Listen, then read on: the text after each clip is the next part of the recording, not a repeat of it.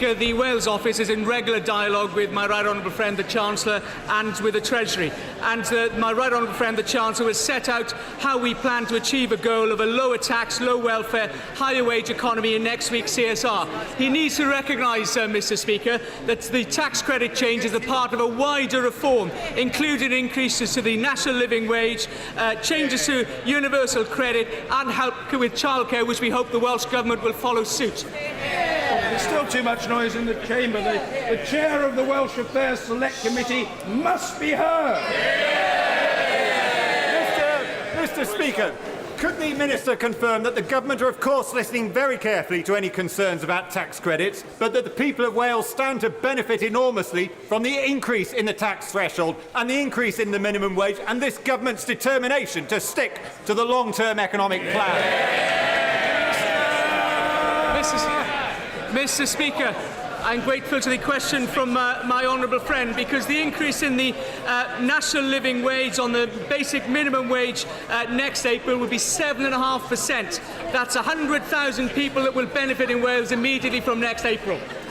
Ranald J. Wardener. Number 9, sir. Secretary of State. Mr Speaker, small businesses are the lifeblood of the Welsh economy and are leading the way in creating new jobs and driving growth. There are now 22,000 more businesses in Wales than in 2010. Supporting these businesses to grow is a key part of this Government's long-term plan for Wales.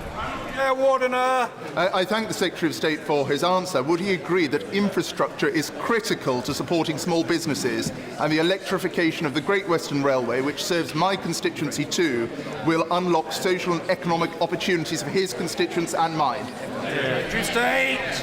I totally agree with my honourable friend. Of course, investing in the Great Western Line is just one part of the largest programme of investment in British railways since the days of Isambard Kingdom Brunel.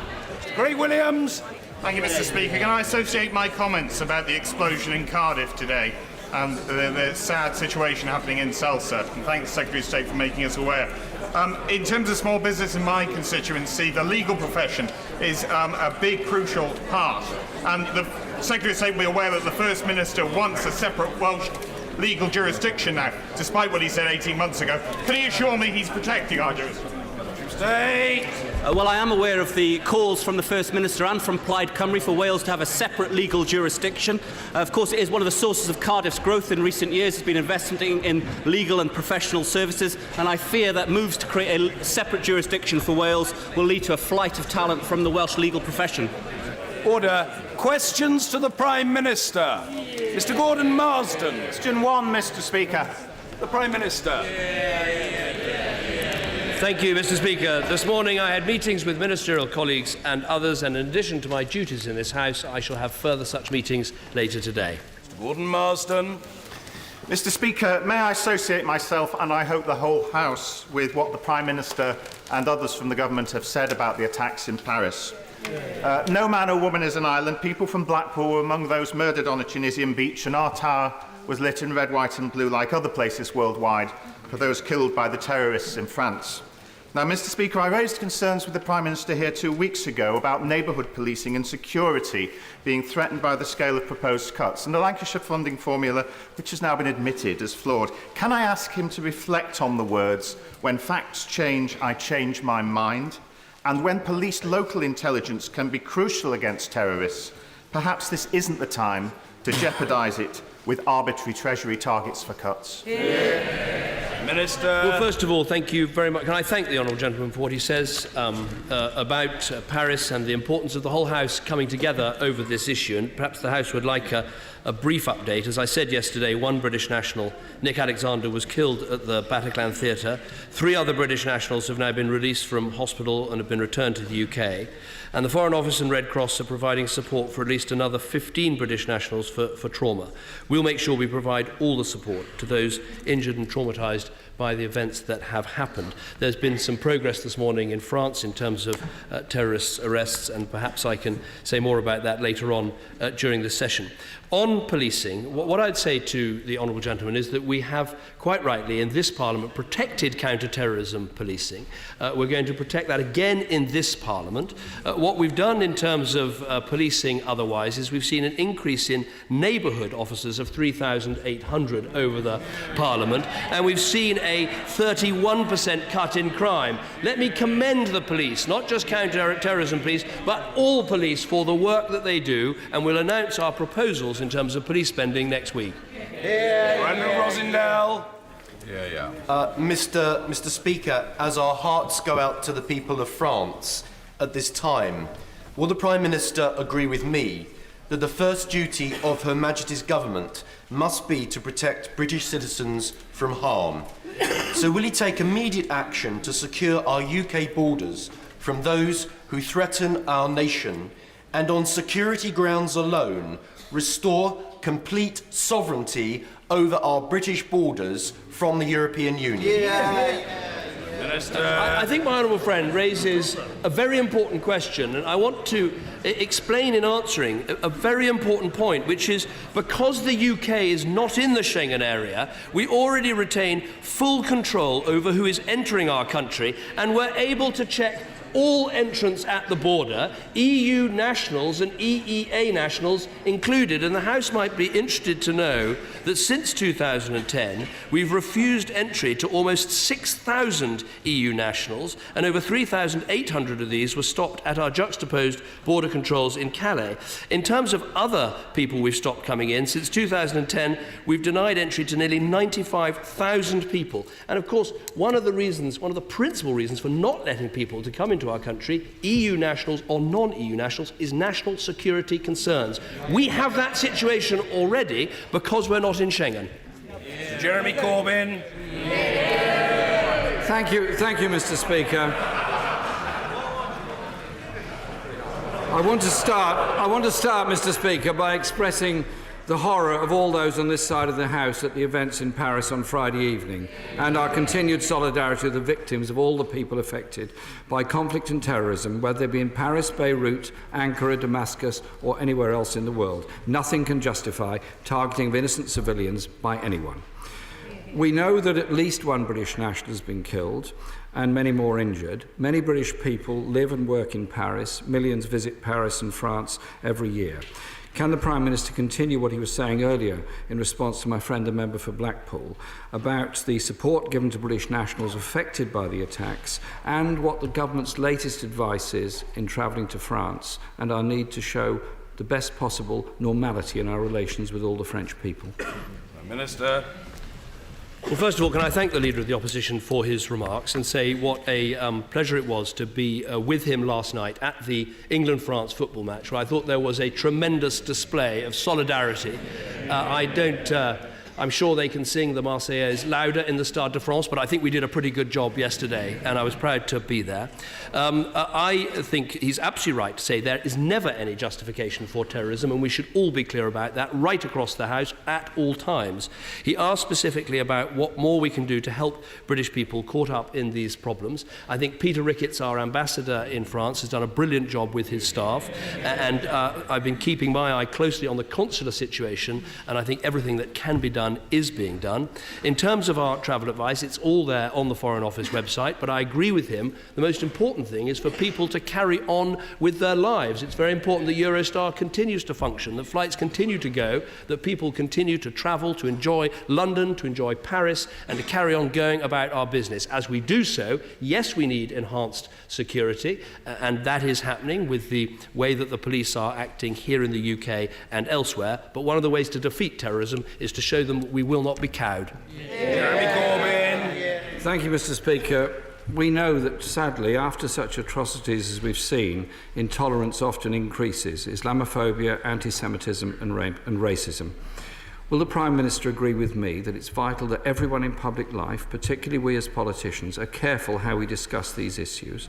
And will he also join with me in making it very clear that the dreadful events of terrorism in Paris have nothing in common whatsoever with the 2 million British Muslims in this country who are as appalled as anyone else by the events in Paris last Friday? I'm happy to join the right honourable gentleman in that. In fact, some of the strongest and best statements following the Paris attacks have been made by a whole series of British Muslims coming together to say that these attacks are in no way carried out in their name. But I do think, and we talked about this yesterday, it raises an important issue, which is it cannot be said often enough that these butchers of ISIL are no reflection of the true religion of Islam, which is a religion of peace. But at the same time, we do have to recognise that whether these terrorists are in Tunisia or in Egypt or in Paris or in London, they spout the same bile that they claim comes from the religion of Islam. And that is why we have to take apart what they say and prove that's not the case. But it's not good enough to say there's no connection between these terrorists and Islam. They're making a connection. We need to prove it's not right. And as we do so, the support of Muslim communities, Muslim scholars, is absolutely vital, and I commend them for their work. Jeremy Corbyn. Thank you, Mr. Speaker. Surely a crucial way to help defeat ISIL is to cut off its funding, its supply of arms and its trade. Can I press the Prime Minister to ensure that our allies in the region, indeed all countries in the region, are doing all they can to clamp down on individuals and institutions in their countries who are providing ISIL with vital infrastructure? Will he, through the European Union and other forums if necessary, consider sanctions against those banks and companies and, if necessary, countries who turn a blind eye to financial dealings with ISIL which assists them in their work? No, well, we do play a leading role, as I said yesterday, in making sure that the supply of money and weapons and support is cut off. But I think we should be clear about where ISIL got their money from originally. What happened was that because we didn't have a government in Iraq that effectively represented all of its people, and because in Syria you have a leader who is butchering his own people, ISIL was able to get hold of oil, get hold of weapons, get hold of territory, get hold of banks, and it's that they've been able to use in order to fund their hatred and their violence. And so we cannot dodge forever the question of how to degrade and destroy ISIL, both in Iraq and in Syria. And that's why I'll be setting out my response to the Foreign Affairs Select Committee. So yes, go after the money, go after the banks, cut off their supplies, but don't make that a substitute for the action that's required to beat these people where they are. Thank you, Mr. Speaker. Next week, the Chancellor will present his autumn statement to the House. Can the Prime Minister clarify something about the source of the necessary extra funding to be set out for the security services, which we support? Will it come at the expense of other areas, either within the Home Office budget or within other areas of public spending, all from the reserves or from new funding? Does he want me to go on longer so the Chancellor can explain the answer to him? We will set out in full our decisions next week, but we've already said that we'll be funding an increase in the security services of 1,900 personnel. We'll be safeguarding the counter-terrorism budget, and we will be seeing an increase in terms of aviation security. All of this is part of an overall spending settlement. At the same time as funding our security, increasing our defence spending, we have to make decisions that eradicate our budget deficit and keep our economy strong. We don't do this just for the current generation, we do it for our children and our grandchildren, because none of these services, none of these things, not even strong defence, is possible without a strong economy. Jeremy Corbyn. I'm not absolutely sure where the money's coming from following the Prime Minister's answer, but no doubt it will come. Mr. Speaker, London has been targeted by terrorists before. And this weekend's events in Paris have focused attention not just on London, but obviously on other cities throughout the whole of Britain. Policing plays a vital role in community cohesion, gathering intelligence of those who may be about to be a risk to all of us. But this is surely undermined if we cut the number of police officers by 5,000. Does the Prime Minister agree with the Commissioner of the Metropolitan Police, Sir Bernard Hogan-Howe, who said, and I quote, "I genuinely worry about the safety of London if the cuts go through on this scale"? Minister. Well, first of all, the right honourable gentleman asked where does the money come from. We on this side of the House never forget that every penny we spend comes from taxpayers. And Borrowed money is simply taxes that are deferred. And that's why it's so important to eradicate our deficit at the same time as making sure we fund our security, intelligence services and police properly. Now, I've said we're protecting the counter-terrorism budget. We see a 3,800 increase in neighbourhood police officers in the last Parliament, at the same time as a 31% increase in 31% cut in crime. Now, his shadow Home Secretary has said that a 10% efficiency target for the police is doable. Is the Leader of the Opposition saying that he doesn't agree with his shadow Home Secretary? There does seem to be a little bit of disagreement on the opposition front bench today. Jeremy Corbyn! I have a question from a taxpayer, actually.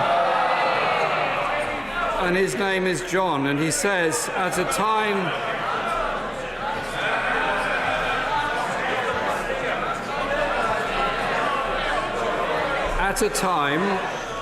and he says, Mr. Speaker, at a time when we're experiencing the greatest threats from terrorism ever faced, our police office numbers and the resources are being cut. And he goes on to say, demands on the police have been increasing steadily as budgets are slashed, increasing stress on officers. Couple that with detrimental changes to their pay, terms, conditions and pensions. It's no wonder that morale in the police force is so poor that 1 in 3 are considering leaving the force. Will he be able to tell us whether or not this community policing and other police budgets are protected or not in next week's autumn statement? Minister. Let me tell him again, neighbourhood policing numbers have gone up by 3,800. In the capital city, we've seen a 500% increase in neighbourhood policing. We've also, because we've cut bureaucracy, put the equivalent of an extra 2,000 police on the streets. But I'll tell the Leader of the Opposition something. As well as wanting resources, the police want the appropriate powers. And hasn't it come to something when the Leader of Her Majesty's Opposition thinks that the police, when confronted by a Kalashnikov-waving terrorist, isn't sure what the reaction should be? Thank you, Mr. Speaker. Thank you, Mr. Speaker. Mr. Speaker, the attacks on Paris were quite clearly an attack on all of us. Does the Prime Minister agree that our resolve must be unbreakable?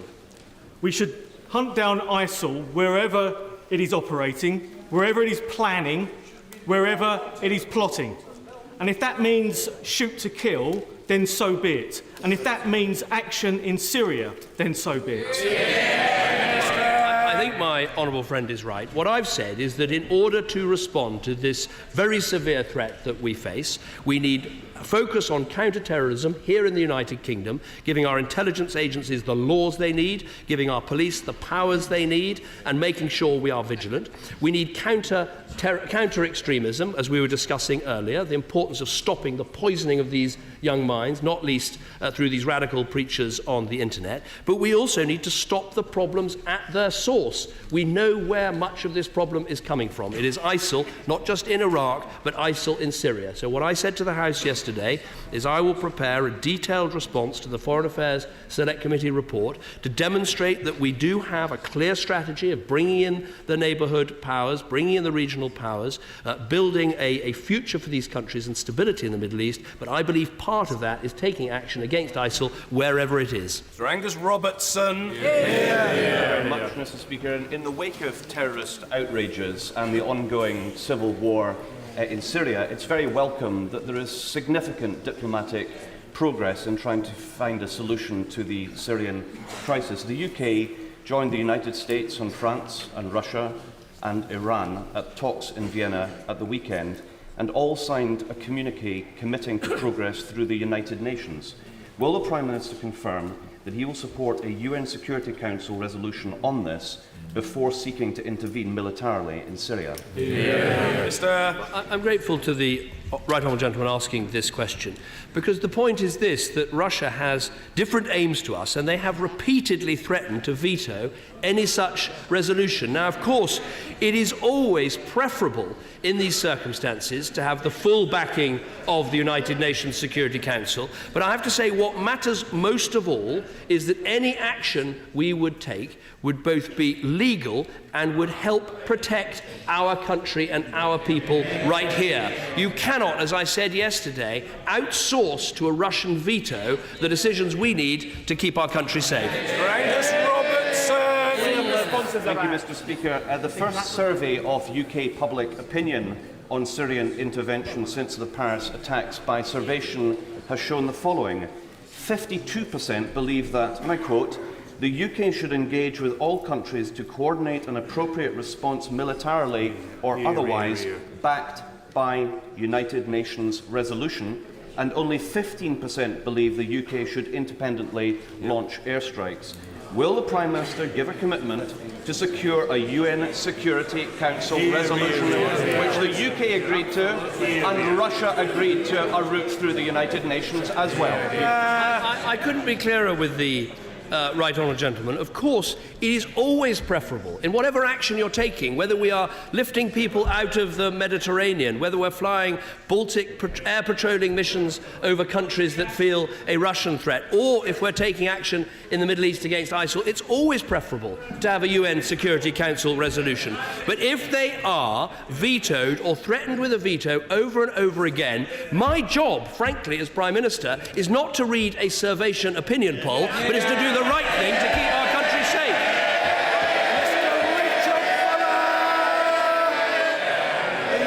Mr. Speaker, the French armed police who stormed the Bataclan and killed those vile, murderous scum are heroes. And so are the British armed police who protect our public spaces and the people.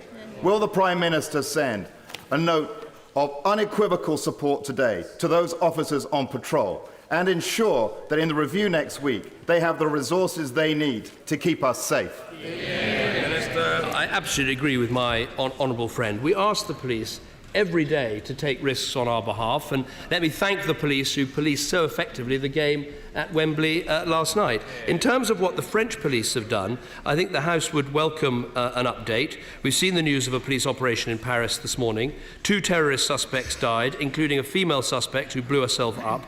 7 arrests are reported to have been made. This operation has now finished. And as the French Interior Minister has said, we should all acknowledge the bravery of the French police in dealing with what is a very challenging situation. Now, I hope there can be consensus across the House, and I mean right across the House on this. If we are confronted with a situation like this, the British police should not be in any doubt. If you have a terrorist who is threatening to kill people, you can, indeed you must, use lethal force. Bill Wilson. Thank you, Mr. Speaker. In a recent Financial Times article, President Obama said, "I have emphasised the importance of tax credits to help working families afford childcare and keep 2 earner families in the workplace." Does the Prime Minister agree with the importance the President of the United States has attached to tax credits? Well, what I think is important is that we do the best we can to help low-paid people, and that's why we're taking people out of income tax. 3 million of the lowest paid taken out of income tax since I became Prime Minister. We're going to be setting an 11,000 threshold before people have to start paying tax at all. We're helping working families with childcare. We're helping with a national living wage of £7.20 starting next year, something I suspect President Obama would love to introduce in the United States. We're doing it right here. Thank you, Mr. Speaker. Integrating health and social care will be a great prize for devolved cities and regions. But without effective democratic and clinical oversight, things can go badly wrong. Already in Manchester, a major hospital reorganisation is awaiting judicial review. Can I urge my right honourable friend to ensure that proper safeguards are in place so that local authorities retain a last resort power to refer NHS changes for independent clinical review? Minister. Well, I will look carefully at what my honourable friend says, but I think this does go to a larger point, which is we are currently changing the way our country is run. These big devolution deals, first to Greater Manchester, but now with the announcements yesterday to Liverpool and the West Midlands, mean we're going to have powerful metro mayors who are accountable to local people for the decisions that they make. I think that's a very direct form of accountability, and that's why I think we can be confident of devolving health and social care to those authorities. For too long, our country's been too centralised, and I think the great cities of Manchester and Birmingham, Liverpool, soon to be Leeds, I hope, will benefit from these massive devolution deals. But if we devolve the power and we devolve the money, we've got to devolve the trust and the accountability too. Randy MacDonald. Against the backdrop of a tidal wave of local job losses, the Teesside Collective for Industrial Carbon Capture has the very real potential to secure a major step change in our industrial renaissance. Ahead of the Paris conference, will the Prime Minister meet with me and the industrial leaders driving this project so we can secure these immense climate change gains with the UK leading this new industrial revolution and make this initiative a reality for Teesside and the UK? Well, I know how important it is that we all work on behalf of Teesside, not least because of the difficulties that there have been in Redcar, and that's why we have the task force, and that's why the additional resources are going in. I'm very happy to look at the project he talks about. It may be best for him to meet with the Energy and Climate Change Secretary, because we've got to make important decisions about all of these technologies in the run-up to the Paris conference and beyond. Craig Tracy. Thank you, Mr Speaker. In my constituency of North Warwickshire, manufacturing is thriving thanks to innovative small businesses such as Powercut and Naismith Group, who are creating high-quality local jobs and apprenticeships in the engineering sector. Given the challenges that these types of companies face in finding traditional bank and funding support, what assurances can the Prime Minister give that this Conservative government understands the importance of our innovators and will continue to provide initiatives such as the Annual Investment Fund to ensure British businesses continue to lead the way? Well, what I'd say to my honourable friend is we want to rebalance the British economy, not just in terms of the devolution of power I've just talked about, but also see a thriving manufacturing sector. Manufacturers have said to us that what they want to see is continued investment into the catapult centres that do a good job of making sure technology is taken up. They want to see strong support for the apprenticeship programme, and we've targeted 3 million apprentices during this Parliament, but they also want to make the annual investment allowance permanent, and it will be permanent at £200,000 throughout this Parliament, so manufacturing and companies and others that want to make investments know that they can do so in a way that will be profitable for them. John Mann. My niece, Ruby, is safe and well, having been caught up in the aftermath of the Paris attacks, and talking to her, she wants to know, as a student for 3 years in Paris, whether this country is going to be safe on her return. She's got a question for the Prime Minister. She's worried about the cuts to the ambulance, the police and the fire services in this country, and whether we'll have the preparedness with those cuts that was shown by those emergency services in Paris. And I also want to know why we're not joining with the Russians to get a UN mandate to remove ISIS from Syria. Well, first of all, can I say how glad I am to hear that his niece is safe after these terrible attacks. To answer her question very directly, we are doing everything we can to make sure this country is safe. After the intelligence we had some years ago about the potential of a marauding firearms attack at multiple locations in perhaps the capital city or elsewhere in our country, we have run exercises, we've done research, we've looked at everything we can to make sure, for instance, that ambulances and their crews will be able to go into a so-called hot zone and recover casualties, that we have the right number of armed police in the different parts of our country, that we can respond, including using other forces in all the ways that we can. We've looked carefully at what the French have done in terms of surging troops onto their streets, and we've made sure that that can now happen here and the permissions are all given. There's never a 100% guarantee of safety in any country, but I'd say to your niece we're doing everything that we possibly can. Jesse Norman. Thank you, Mr. Speaker. In that spirit, I warmly congratulate the Prime Minister on new funding that's been announced for Special Forces equipment. But may I draw his attention to the plight of David and Maria Summers in my constituency, who have struggled to obtain a permanent residency for Maria, despite being married for 45 years? And may I ask the Prime Minister if he would encourage officials to look again at this case?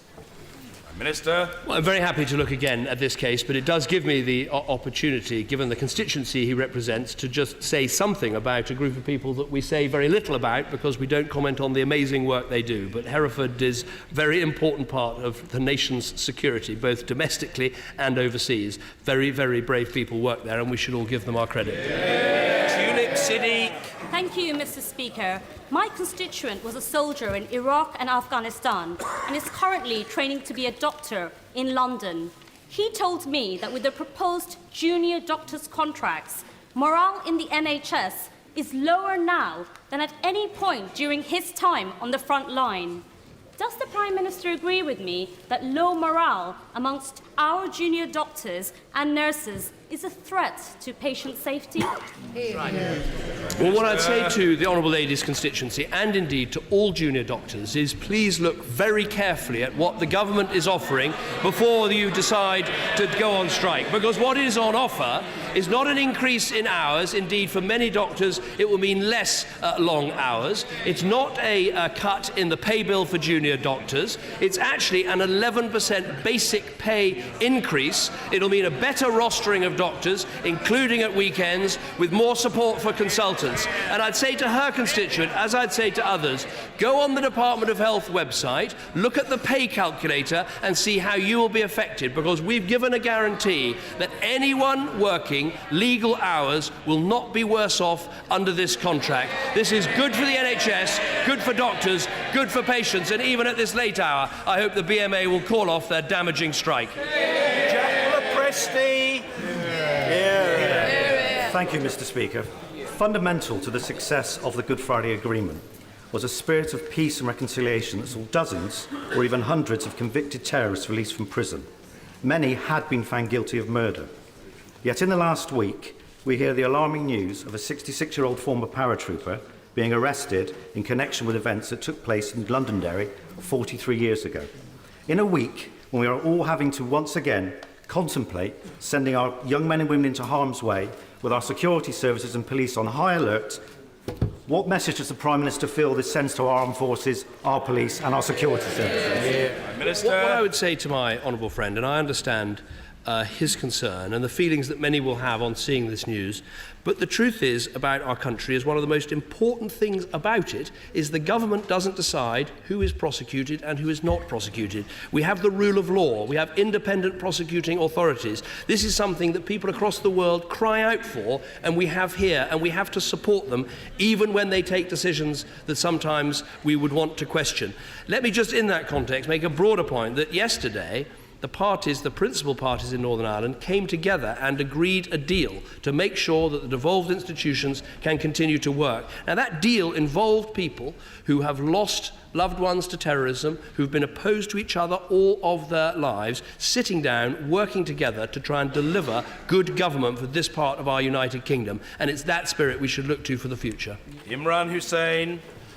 Mr. Speaker, the decision last week by HMRC to close their offices in the Bradford district will mean the loss of over 2,000 high-skill, high-wage jobs, 1.2 million in business rates and almost 12 million of the district's retail spending. This will have a devastating impact on Bradford's families and economy. So can the Prime Minister give me assurances that HMRC will meet with Bradford MPs to consider the clear economic and social case for keeping those offices in Bradford open?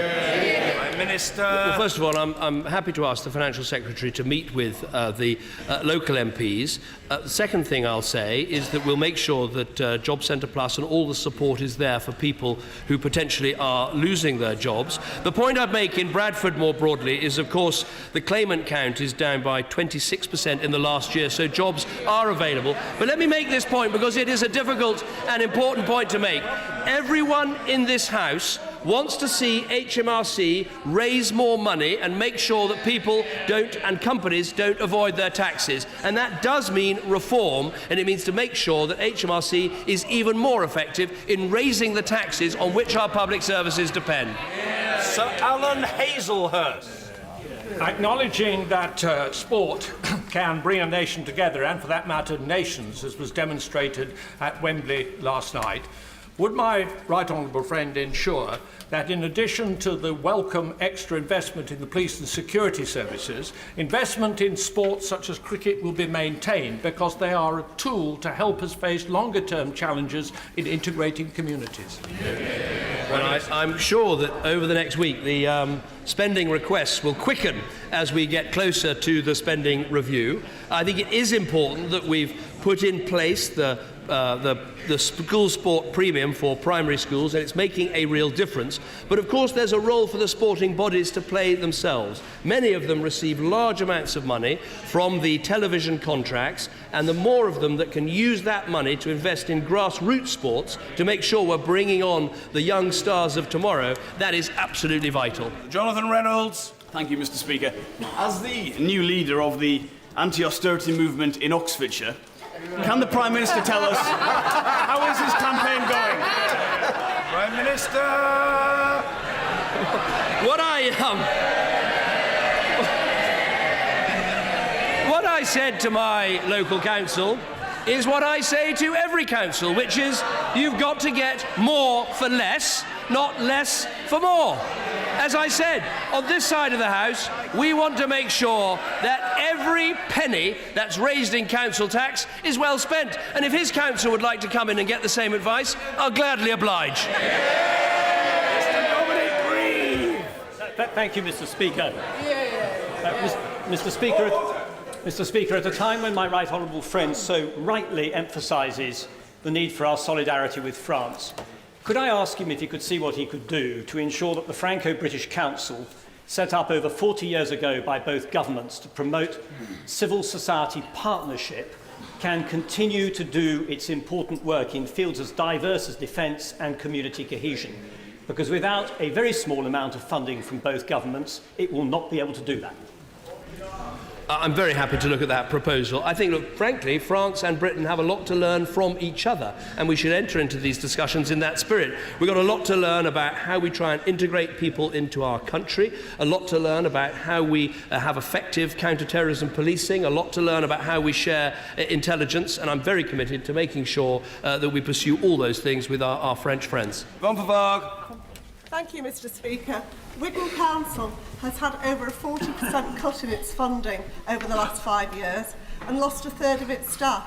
Does the Prime Minister advise that I should write to the Leader of the Council regarding the consequent reductions in services? Or should I place the blame firmly where it belongs, in the hands of his government? I think if the Honourable Lady is looking for someone to blame, she might want to blame the Labour Party that left this country with the biggest budget deficit anywhere in the Western world. And as she does so, the advice I'd give her about her local council is look at its overall spending power. It's the combination of business rates, council tax and grant, and ask what money they've got to provide good local services. Order. Points of order come after the urgent question. But we'll hear from the honourable gentleman then if he remains committed. Thank you.